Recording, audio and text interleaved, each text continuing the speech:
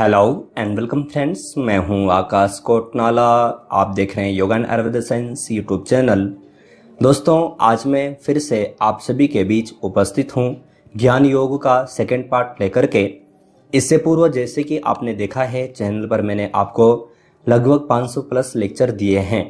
आप चैनल पर आ सकते हैं, इन लेक्चर्स को देख सकते हैं, अपने किसी भी खास एग्जाम की तैयारी कर सकते हैं। पिछले लेक्चर में मैंने आपको ज्ञान योग के बारे में बताया था, फर्स्ट पार्ट मैंने आपको दिया था। आशा है आपने वो लेक्चर देखा होगा, काफ़ी कुछ आपको वहाँ पर सीखने समझने को भी मिला होगा। मैंने पूरा ज्ञान योग यहाँ पर आपको समझा दिया था। फिर भी मैंने आपको कहा था कि जो ज्ञान योग के जो प्रकार हैं, इनको अगर जो आप डीप पढ़ना चाहें, समझना चाहें, तो आप इसका सेकेंड पार्ट देख लीजिएगा। तो इसके लिए मैं यहाँ पर आपका जो ये सेकेंड पार्ट है, इसको यहाँ पर लेकर के आया हूँ। इसको और डीप में आपको यहाँ पर समझाऊंगा। ज्ञान योग क्या है, इसको हम पहले ही यहाँ पर जान चुके हैं, ज़्यादा रिपीट करने की मुझे नहीं लगता कि आवश्यकता हो। अगर जो आपने फर्स्ट लेक्चर नहीं देखा तो आप फर्स्ट लेक्चर ज़रूर देख लीजिएगा, उससे आपको ये अच्छे ढंग से समझ में आ जाएगा। मैंने वहाँ पर आपको ये सभी बताए हैं कि मोक्ष इत्यादि क्या है, या फिर ज्ञान योग के प्रकार इत्यादि क्या है, ये सब के बारे में भी बताया है। तो जैसे कि हमने देखा था, ज्ञान योग का तात्पर्य है कि ज्ञान के माध्यम से परमात्मा के साथ, ब्रह्म के साथ में एक होना। जिस किसी साधना मार्ग के द्वारा अगर जो हम परमात्मा या फिर ब्रह्म के साथ एक होते हैं, तो वह साधना हमारी उसी नाम से जानी जाती है। भक्ति के माध्यम से अगर जो हम जुड़ते हैं तो भक्ति योग कहलाता है। कर्म के माध्यम से या फिर मंत्र या फिर लय या फिर हठ, जिसके माध्यम से हम जुड़ते हैं, वो साधना का नाम उसी प्रकार से कहा जाता है। ज्ञान के माध्यम से जुड़ेंगे तो ज्ञान योग कहा जाता है, जो कि मैं आपको पिछले लेक्चर में अच्छे ढंग से समझा चुका हूं। वहां पर मैंने आपको बताया था कि ज्ञान योग के दो प्रकार हैं, जिन्हें बहिरंग और अंतरंग साधन के नाम से जाना जाता है। हमने अष्टांग योग में भी पढ़ा था कि वहां पर अष्टांग योग को भी महर्षि पतंजलि ने दो भागों में विभाजित किया है।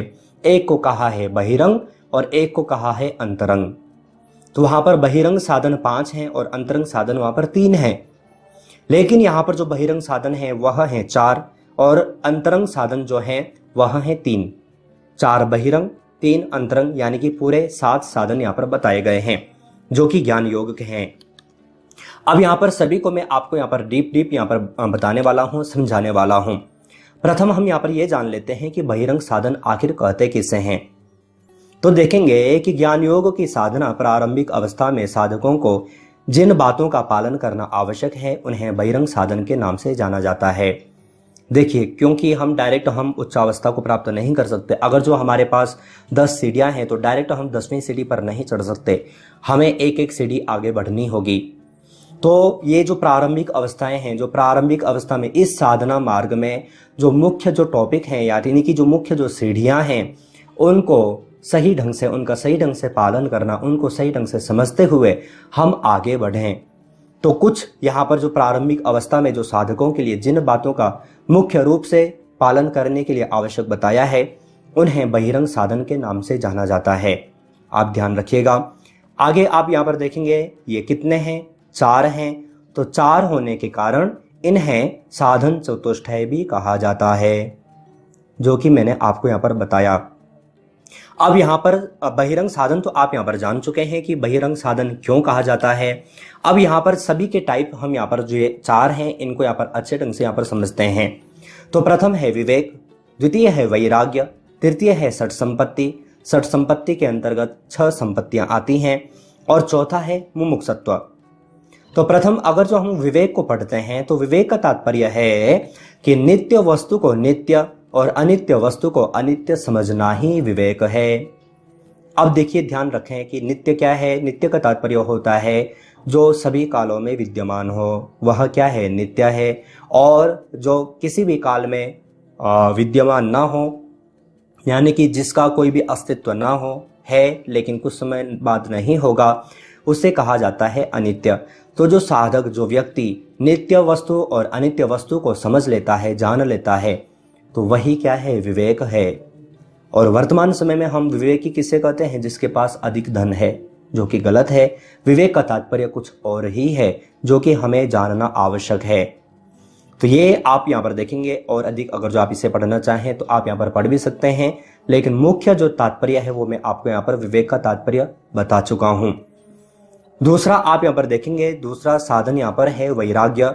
तो वैराग्य का तात्पर्य है समस्त संसार में जो भोग विलास के पदार्थ हैं और परलोक के निमित्त स्वर्ग आदि की प्राप्ति के लिए जो यज्ञादि कर्म किए जाते हैं, उन कर्म फलों में सर्वथा विमुख हो जाना, या फिर उन कर्म फलों से सर्वथा विमुक्त हो जाना, विमुख हो जाना वैराग्य कहलाता है।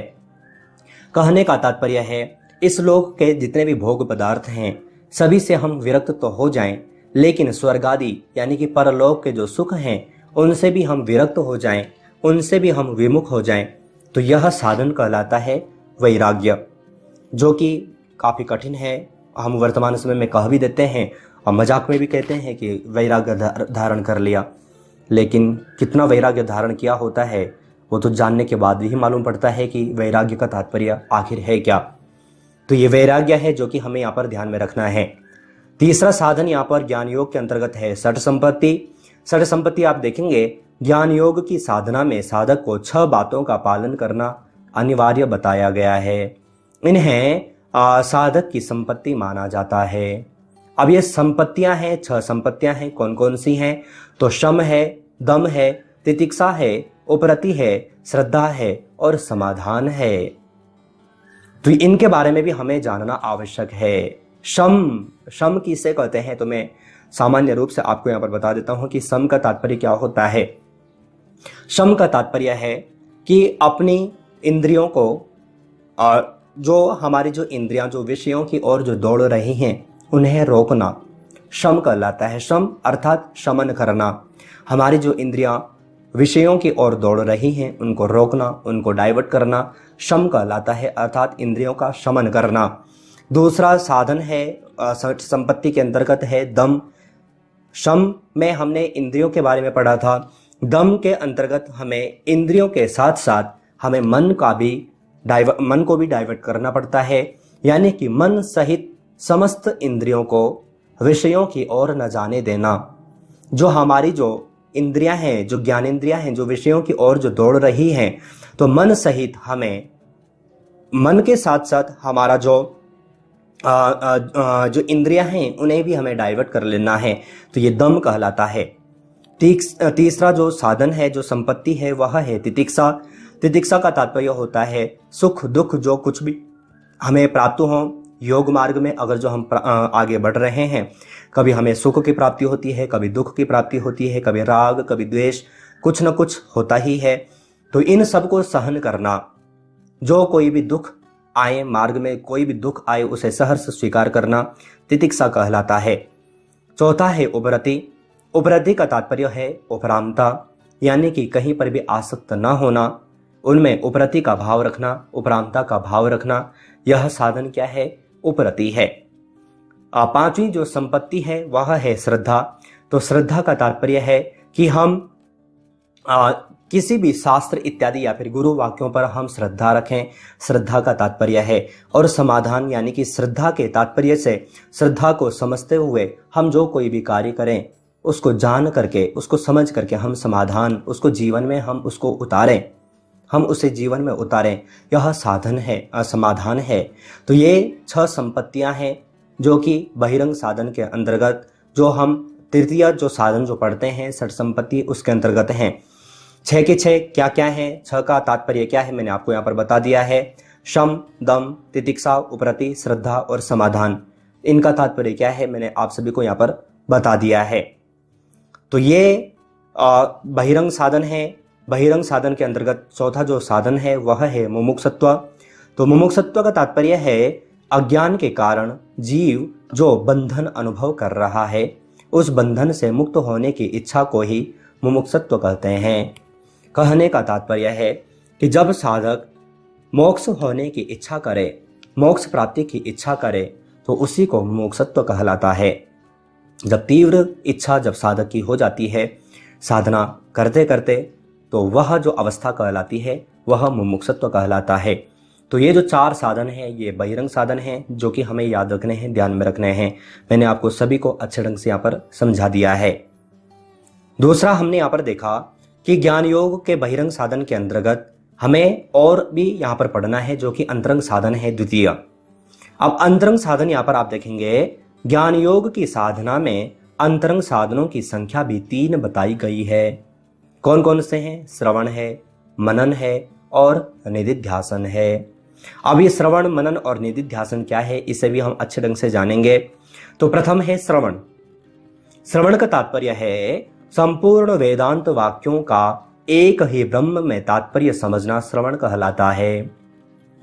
यानी कि गुरु वाक्य या फिर जो शास्त्रों में जो कहा गया है उनका श्रवण करना, जैसे कि अहम ब्रह्मास्मि तत्त्वमसि, अयम आत्मा ब्रह्म इत्यादि जो श्रुति वाक्य हैं, इनका श्रवण करना क्या कहलाता है? श्रवण कहलाता है। दूसरा है मनन। मनन का तात्पर्य है इसके पश्चात इन वाक्यों का तात्पर्य समझकर वेदांत के अनुसार या वेदांत के अनुकूल युक्तियों द्वारा अद्वितीय ब्रह्म का चिंतन करना मनन कहलाता है। जो हमने श्रवण किया उसको हम ध्यान में रखते हुए उसका मनन करें, यह मनन साधना है। तीसरी जो साधना यहाँ पर बताई गई है वह है निधिध्यासन। निधिध्यासन का तात्पर्य है इसके पश्चात शरीर से लेकर बुद्धि पर्यंत जितने भी विभिन्न जड़ पदार्थ हैं उनमें भिन्नत्व की भावना को हटाकर सब में एकमात्र ब्रह्म विषयक चिंतन, चित्त की एकाग्रता को निधिध्यासन कहा जाता है। यानी कि जो हमने ब्रह्म के बारे में जो पढ़ा, जो शास्त्रों में हमने जो पढ़ा, आप उस तरीका उस जैसा हम जीवन जिएं, तो यह क्या है? निधिध्यासन है। तो यह हमें यहाँ पर जानना है, जो कि अंतरंग साधन के अंतर्गत हमें पढ़ना है। अंतरंग साधन के अंतर्गत हमने यहाँ पर देखा है। तो ये कुछ ज्ञान योग के साधन थे, मैंने आपको यहाँ पर समझा दिया है। एक एक को मैंने अच्छे ढंग से यहाँ पर समझाने का प्रयास किया है। आगे आप देखेंगे ज्ञान योग की साधना में जगत के मिथ्यात्व के साथ ब्रह्मात्म ऐक्य का विचार आधार होता है। यह साधना अपने आप में एक कठिन साधना है, क्योंकि साधक को आरंभ से ही समस्त वस्तुओं का मिथ्या रूप में ज्ञान होता है। तो ये कुछ ज्ञान योग हमें यहाँ पर जानना है। ये ज्ञान योग के साधन है, ज्ञान योग यहाँ पर है। आपको अगर जो किसी भी एग्जाम में पूछा जाता है तो जो मैंने आपको यहाँ पर समझाया है आप इस प्रकार से इसे समझ सकते हैं। साथ ही साथ अगर जो आप चाहते हैं ये सब अगर जो पढ़ना चाहते हैं तो आप चैनल की वेबसाइट पर आ सकते हैं, जो कि है YAASYC.in। आप यहाँ पर आ सकते हैं, वेबसाइट पर आ सकते हैं, ये सारी चीज़ें आप पढ़ सकते हैं। साथ ही साथ आप सभी जानते हैं कि लेक्चर के अंत में कुछ प्रश्नोत्तरी सीरीज आपको दी जाती हैं, जिन प्रश्नों के सही आंसर आपको यहाँ पर देने होते हैं। तो कुछ प्रश्न हैं, इन सभी प्रश्नों में से प्रथम प्रश्न आप सभी के लिए यहाँ पर है। प्रश्न है, निम्नलिखित में से ज्ञान योग का तात्पर्य है? ज्ञान के द्वारा योग या फिर भक्ति के द्वारा योग, उपरोक्त दोनों कोई नहीं। तो ज्ञान योग का तात्पर्य क्या है? आपको सही आंसर छांट करके वीडियो के कमेंट बॉक्स में भेजना है। द्वितीय प्रश्न की ओर चलें। द्वितीय प्रश्न है, निम्नलिखित में से ज्ञान योग के प्रकार हैं? 1, 2, 3 या फिर 4। तो ज्ञान योग के कितने प्रकार हैं आपसे पूछा गया है। आपको सही आंसर छांट करके वीडियो के कमेंट बॉक्स में भेजना है। तृतीय प्रश्न की ओर चलें। निम्नलिखित में से षट संपत्ति के अंतर्गत आते हैं? शम, दम, उपरति या फिर ये सभी। तो कौन कौन से हैं आपको सही आंसर छांट करके वीडियो के कमेंट बॉक्स में भेजना है। वैसे मैंने आपको ये अच्छे ढंग से समझाया भी है। साथ ही साथ आप सभी को बता दें, इसी प्रकार से प्रश्नोत्तरी सीरीज की चैनल की ओर से 3 बुक पब्लिश की जा चुकी हैं। तीनों बुक ई बुक फॉर्मेट में हैं। एक में आपको 500, एक में आपको 1000 प्लस, एक में आपको 1500 प्लस MCQ मिल जाते हैं। आप तीनों बुक में से कोई भी बुक डाउनलोड परचेस कर सकते हैं। तीनों बुक्स में लगभग योग के 10 से 20 ग्रंथों को लिया गया है, उनके प्रश्नोत्तरी सीरीज आपको दी गई है। अधिक जानकारी के लिए आप वीडियो का डिस्क्रिप्शन बॉक्स, वीडियो का कमेंट बॉक्स देख सकते हैं। चौथे प्रश्न की ओर चलें। चौथा प्रश्न है, निम्नलिखित में से अंतरंग साधन के अंतर्गत आते हैं? श्रवण, मनन, उपरोक्त सभी, कोई नहीं। तो अंतरंग साधन के अंतर्गत कौन कौन से आते हैं आपसे पूछा गया है। आपको सही आंसर छांट करके वीडियो के कमेंट बॉक्स में भेजना है। तो आज हमने यहाँ पर संपूर्ण ज्ञान योग को जान लिया है, इसके टाइप्स भी यहाँ पर जान लिया है। आशा है आप अच्छे ढंग से समझ चुके होंगे। आपके लिए जो ये लेक्चर है काफ़ी यूजफुल रहा होगा। अगर जो आप चैनल से और अधिक जुड़ना चाहते हैं, आप जैसे ही चैनल पर ज्वाइन बटन पर क्लिक करेंगे, आपके समक्ष चैनल की ओर से 3 प्लान नजर आ जाएंगे। आप अपनी इच्छा अनुसार कोई भी प्लान चूज कर सकते हैं, किसी भी खास एग्जाम की तैयारी कर सकते हैं। इसी प्रकार से अन्य टॉपिक, न्यू लेक्चर्स आपको चैनल पर दिए जाते हैं। लेकिन तब तक आप अपना और अपनी फैमिली का बहुत ख्याल रखिएगा। बाय।